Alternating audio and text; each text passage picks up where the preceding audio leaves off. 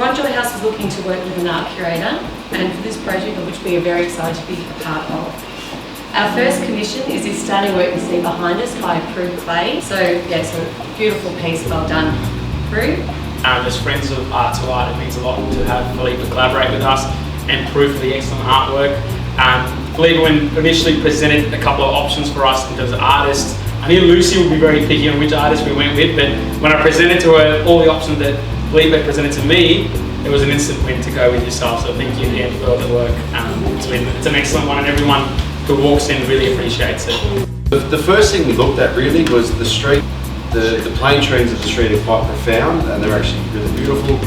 And that I guess truncated shape really became the genesis of our kind of original and really first design for the project. It also, that shape, which was a bit of an abstract representation of the trees of the street, it also paid homage to Sudley Park, which is obviously just over there. And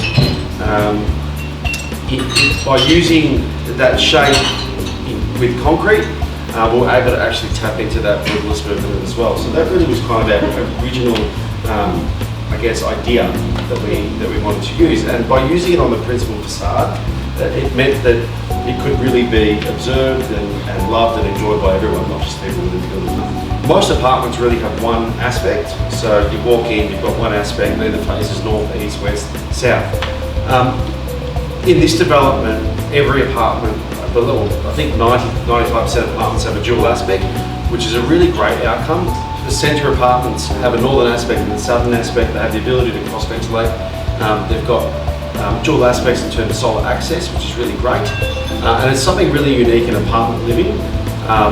You know, the northwestern apartments, again, have got this beautiful aspect where they get the morning light even in the winter months, but they also get the afternoon light. Similarly, the apartments at the back, a number of them have actually got three aspects, which is really unique in an apartment setting. One of the things that we knew was that the interiors, we wanted them to be really consistent and holistic with the architecture, so that the outside just felt like you were coming in, the exterior of the building felt very natural and earthy, and you know, the landscape. We wanted to incorporate all of those things into the interior and have them, you know, neutral and just warm, and we wanted to inject a bit of excitement into the project as well. So Tom Dixon is, as well as a furniture maker, is a extraordinary light fitting and use of light fitting. So that was kind of our starting point, that we wanted to do something extraordinary with lighting. So we sought after someone who was multifaceted, that was great with furniture. So the furniture selections are from Tom Dixon.